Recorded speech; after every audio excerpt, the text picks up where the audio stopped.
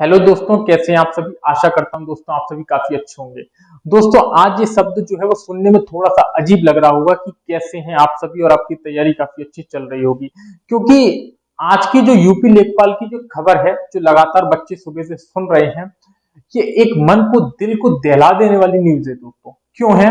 क्योंकि एक विद्यार्थी जीवन का एक ही उद्देश्य होता है जीवन भर में कि वो दिन रात पढ़ाई करके एक अच्छी सी सरकारी नौकरी ले ले। जिसके लिए वो दिन रात पढ़ाई करता है, उसके माँ बाप उसके प्रयास के लिए, उसकी उम्मीदों के लिए दिन रात मेहनत करते हैं, दिन रात अपने खेतों में काम करते हैं, सारी चीजें करते हैं और अपने बच्चों को पढ़ाते हैं। और बच्चा भी यही सोच के दिन रात मेहनत करता है कि एक दिन वो सफल होकर अपने माँ बाप को खुशियां प्रदान करेगा। लेकिन जब ऐसी घटना सामने आती है जिससे उसे समझ में आ जाता है कि हमने जो प्रयास किया है, हमने जो पूरी मेहनत की है, वो कोई और ले जा रहे हैं मात्र पैसों के दाम पर, तब जाकर दोस्तों कैसा लगता है। आप समझ गए होंगे दोस्तों मैं क्या कहने वाला हूं कि दोस्तों आज ये जो यूपी लेखपाल की परीक्षा के बारे में बात चल रही है, जिसकी परीक्षा जो मुख्य परीक्षा थी वो आयोजित हुई थी 31 जुलाई को। 31 जुलाई को दोस्तों ये परीक्षा आयोजित हुई थी, और जब ये परीक्षा आयोजित हुई थी उसी टाइम पे कई ऐसे न्यूज़पेपर में खबर आई थी कि पेपर लीक हुआ है। लेकिन यूपी सरकार के द्वारा इस बात को हमेशा दबा दिया गया कि पेपर लीक कहीं से कहीं तक नहीं हुआ है। दोस्तों ये जो पूरी घटना है, आज की जो घटना हुई है संदिग्ध वाली, इसका आप समझ रहे हो कि कट ऑफ पर क्या असर पड़ने वाला है। इसका कट ऑफ पर क्या असर पड़ने वाला है, मेरे ख्याल से आप लोग अच्छे से अंदाजा भी नहीं लगा पा रहे होंगे कि इसका कट ऑफ पर क्या असर पड़ेगा। मैं आपको बताने वाला हूं कि आज कट ऑफ क्या जा सकता है। दोस्तों आप ये बात समझिए कि जो कुल पद हैं आपके वो कितने हैं, लगभग 8000 प्लस आपके पद हैं, 8085 प्लस कुछ पद हैं। क्लियर? और दोस्तों जो संदिग्ध अभ्यर्थियों की संख्या है वो कितनी है, 15,000। कितनी है दोस्तों? 15,000। संदिग्ध का मतलब क्या होता है दोस्तों कि अभ्यर्थियों ने यानी कि सॉल्वर की मदद से अभ्यर्थियों ने उसकी जगह तो कोई दूसरा व्यक्ति बैठकर उसने एग्जाम दिया हो, या ब्लूटूथ के माध्यम से या किसी भी तरीके से उन्होंने उसकी जगह दूसरा व्यक्ति ने एग्जाम दिया, या ब्लूटूथ के माध्यम से दिया, या पेपर लीक हो गया, कैसे भी करके दोस्तों ऑल ओवर 15,000 व्यक्तियों पर ऐसा आरोप है, ऐसा संदिग्ध है एसटीएफ की नजर में कि ये लोगों ने यूपी लेखपाल की परीक्षा में धांधली की है। अब आप खुद सोचिए कि 8,000 पद हैं और 15,000 संदिग्ध अभ्यर्थी हैं, मतलब दोगुने तो अभ्यर्थी संदिग्ध हैं। यदि हम ये मान लें कि ये संदिग्ध अभ्यर्थी 15,000 की जगह यदि टोटल 1,000 भी निकलते हैं, कि इन 1,000 ने अच्छे से नकल की है, अच्छे से पूरा जो संदिग्धपना है जो दोस्तों इनमें 100% निकलता है, इन्होंने ब्लूटूथ के माध्यम से या पेपर लीक होने के कारण कैसे भी करके दोस्तों, यदि ये 1000 बच्चे भी ऐसे हैं जिन्होंने यूपी लेखपाल परीक्षा दे दी है, तो आप मान के चलिए कि आपका जो कट ऑफ है या आपकी जो मेहनत है वो पानी में जाने वाली है। कैसे जाने वाली है? क्योंकि पहले से ही दोस्तों आपका जो कट ऑफ है वो हाई जाने वाला था, लेकिन इस घटना के बाद आप अच्छे से समझ लीजिए कि आपका कट ऑफ हाई जाने से कोई नहीं रोक सकता।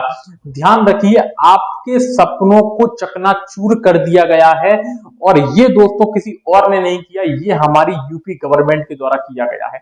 क्या उसके पास ऐसी कोई चीज नहीं है कि वो एक परीक्षा को ढंग से करवा सके? पूरे भारत में आप कहीं पर भी देखिए, कहीं पर भी उत्तराखंड की परीक्षा लीक हो गई है, राजस्थान की परीक्षा लीक हो रही है, मध्य प्रदेश की परीक्षा लीक हो रही है, उत्तर प्रदेश की परीक्षा लीक हो रही है, बिहार की परीक्षा लीक हो रही है। पूरे भारत में जहां पर भी सरकारी नौकरियों की बात आती है उनकी परीक्षाएं लीक ही होती जा रही है। जी कैसा तंत्र बनाया हुआ है परीक्षा को लेकर। आप लोग एक सरकारी परीक्षा अच्छे से आयोजित नहीं करवा पा रहे, जिसके लिए कम से कम मान लो 1,000 पद यदि कोई सरकारी भर्ती निकलती है तो उसके लिए कम से कम 12 से 13 लाख फॉर्म भरते हैं। ये हमारे यहाँ पे बेरोजगारी का आलम है। 1,000 पद पर कम से कम 12 से 13 लाख लोग फॉर्म भरते हैं, केवल इसी उम्मीद को लेकर कि हम लोग पूरी मेहनत करेंगे और इन 1,000 पद में हम अपनी जगह बना पाएंगे। लेकिन क्या ये 12 से 13 लाख थोड़ी ना जा पाएंगे? जा पाएंगे तो केवल 1,000, लेकिन ये 12 से 13 लाख बच्चे अपना 100% एफर्ट देते हैं, दिन रात मेहनत करते हैं, सारी चीजें करते हैं, और रिजल्ट का निकलता है कि उनकी इस मेहनत को बच्चों ये संदिग्ध अभ्यर्थी ले जाते हैं, और ये दोस्तों इसको ले जाएंगे और इनका जो कट ऑफ है वो काफी हाई चला जाएगा। अब मैं आपको बता दूं कि आज का कट ऑफ क्या रहने वाला है। यदि दोस्तों ये घटना सत्य निकलती है, ये जो संदिग्ध अभ्यर्थी हैं वैसे तो दोस्तों यदि 15,000 संदिग्ध निकले हैं तो आप मान के चलिए कम से कम 1000 बच्चे तो ऐसे होंगे ही होंगे जो सही में उन्होंने पेपर गलत तरीके से दिया होगा। 1000 बच्चे तो ऐसे होंगे और ये 1000 बच्चे सीधे सीधे आपके कट ऑफ पर इफेक्ट डालेंगे। हम अच्छे से जानते हैं कि यूपीएसआई में भी बड़ी लेवल पर धांधली हुई थी। यूपीएसआई में भी बड़े लेवल पर धांधली हुई थी। हमने देखा है किस प्रकार का रिजल्ट आया है। एससी एसटी ओबीसी में कास्टों को बदल दिया गया है। सारी चीजें हमने दोस्तों देखी है पेपर में किस प्रकार से धांधली हुई है, लेकिन यूपीएसआई में भी हम लोग कुछ नहीं कर पाए। अब ये लेखपाल की परीक्षा जो सबके सामने आ चुकी है और अभी भी यदि दोस्तों हम कुछ नहीं कर पाए तो हमारे हाथ से हमारी मेहनत बेकार चली जाएगी। जिसके लिए हमने दिन रात प्रयास किया है दोस्तों वो बेकार चली जाएगी। इसीलिए अभी आप लोगों को जागना है। यदि दोस्तों मैं कट ऑफ के बारे में बात करूं तो कट ऑफ आप मान के चलिए कि यदि ये बात प्रमाणित सही निकलती है तो आपके कट ऑफ को कम से कम 86 प्लस जाने से कोई नहीं रोक सकता। हो सकता है कि कुछ बच्चे मुझे अपशब्द भी कहें ये 86 प्लस वाली बात पे, लेकिन मेरे प्यारे दोस्तों ये यदि 1000 पद चले जाते हैं या 2000 पद भी चले जाते हैं, क्योंकि 15,000 संदिग्ध अभ्यर्थी पकड़े गए हैं और 2000 या 1000 या 2000 बच्चे रियल निकल जाते हैं जिन्होंने गलत तरीके से परीक्षा दी है, तो आप ये मान के चलिए कि 1000 से 2000 बच्चे यदि 90 प्लस नंबर लिया है तो 2000 पोस्टें तो यहां पर ही चली गई, आपके पास बची केवल 6000 पर 6000। ठीक है, तो आप मान के चलिए इसमें ना तो कोई आपका फिजिकल होने वाला है ना कोई अलग एक्टिविटीज होगी, सीधे आपका डॉक्यूमेंट वेरिफिकेशन होगा। तो आप मान के चलिए कि आपका कट ऑफ बहुत लंबा चौड़ा जाने वाला है। 86 प्लस कट ऑफ जाने की चांसेस है यदि ये खबर बिल्कुल 100% प्रमाणित होती है। तो दोस्तों मेरे प्यारे साथियों बात बहुत बुरी है और बहुत हृदय को दुखाने वाली है कि ऐसा आज की डेट में भी हमारे भारत में हो रहा है कि एक सारी चीजें आपकी अच्छे से हो रही हैं, राजनीति आपकी अच्छे से हो रही है, सारी चीजें आपकी अच्छे से हो रही हैं, लेकिन युवाओं के साथ आप लोग जो कर रहे हैं वो सरासर गलत है। यदि आपके घर में से कोई व्यक्ति ने तैयारी की होगी या जिंदगी में तैयारी करने का सोच रहा होगा, मैं सरकार से ये सवाल करना चाह रहा हूं कि आप थोड़ा सा सोचिए कि आप एक बच्चे के जीवन पर क्या असर डाल रहे हैं। आपके लिए हो सकता है कि आप 10 लाख में दोस्तों 10 लाख में सीटें बिकी है, पता है 10 लाख में सीटें आप देख लेंगे।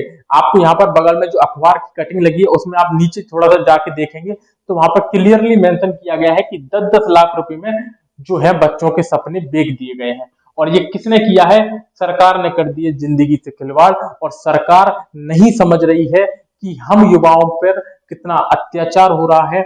हम युवा लगभग 28 साल प्लस हो गए हैं लेकिन हमारे पास सरकारी नौकरी नहीं है। नौकरी किस लिए नहीं है? ना तो ये सरकारी नौकरी निकालते हैं तो इनमें धांधली इतनी कर देते हैं।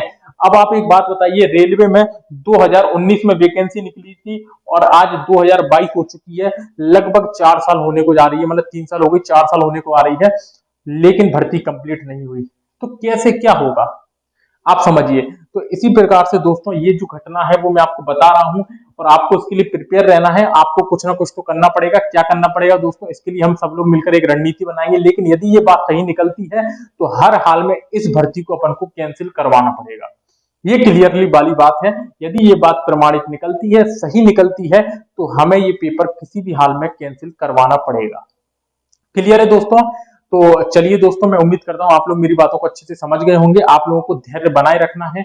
अभी ऐसा कुछ भी नहीं करना है जिससे कि दिक्कत आ जाए। अभी हमें हर तरीके से अपने आप को मजबूत बनाए रखना है। पूरी मामले को समझते हैं पहले अपन कि क्या क्या चीजें चल सकती हैं। बाद में दोस्तों यदि होता है तो इस परीक्षा को कैंसिल करवाने के लिए हम जी जान लगा देंगे।